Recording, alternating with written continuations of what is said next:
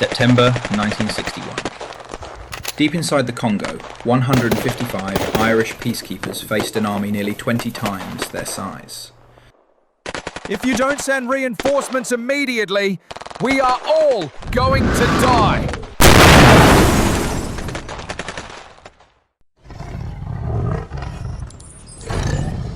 A few days earlier, the men, led by Commandant Pat Quinlan, were dispatched to Jadotville, a small town in Katanga, to protect Belgian settlers and the nearby mining interests.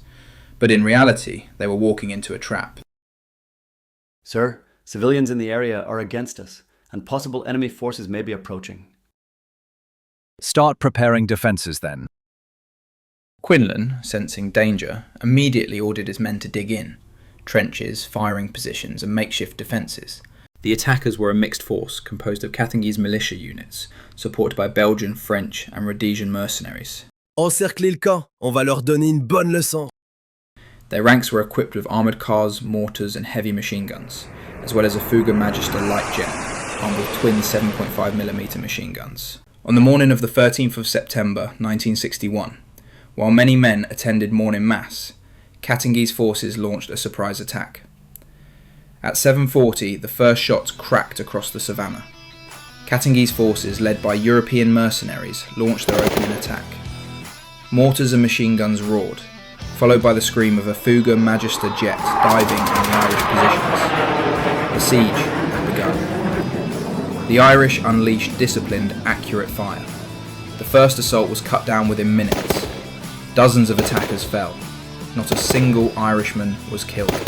Quinlan's foresight in digging trenches had saved his company. Tirez le mortier! The second day brought heavier attacks. Mortar shells pounded the Irish perimeter. Armoured cars advanced toward their lines, spraying gunfire. The following day, the Katangese forces intensified their attacks. Grab the gun, start shooting! Despite the aerial harassment, the Irish held firm. The company's well had been destroyed by enemy fire, cutting off water. The men were hungry, thirsty, and exhausted. Then, from the horizon, came the low thump of rotor blades.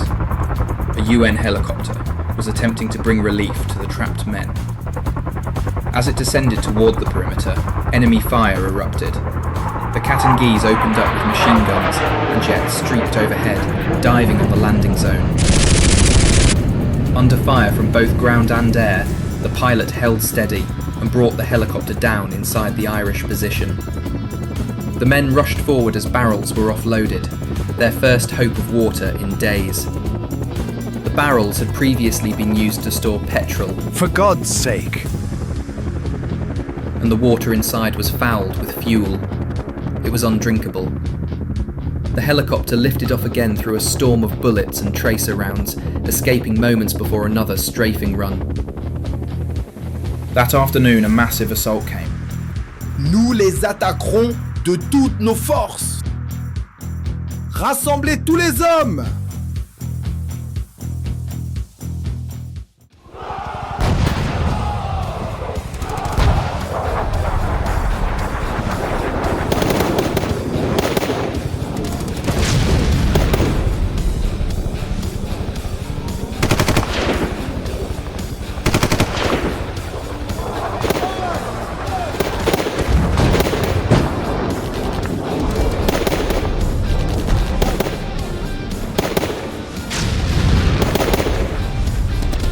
Avancez!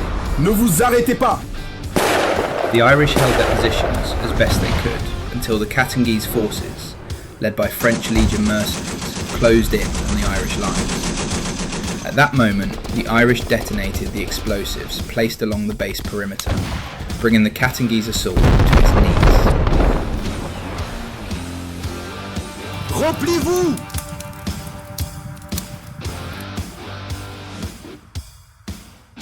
We held off their biggest attack, but with no ammo, food or water left, we can't continue fighting. The Irish forces had to surrender. However, they inflicted severe losses on the Katangese forces. No one from the UN force defending the camp was killed. They were later released in a prisoner exchange and returned to Ireland. Vous avez très bien combattu, félicitations.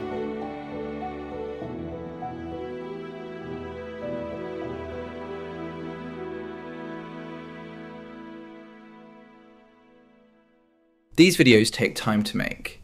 I create them using the same 3D software used in video games. No AI, just handcrafted environments. It takes time, but I guarantee every video is worth it. Don't forget to subscribe, and I'll see you in the next one.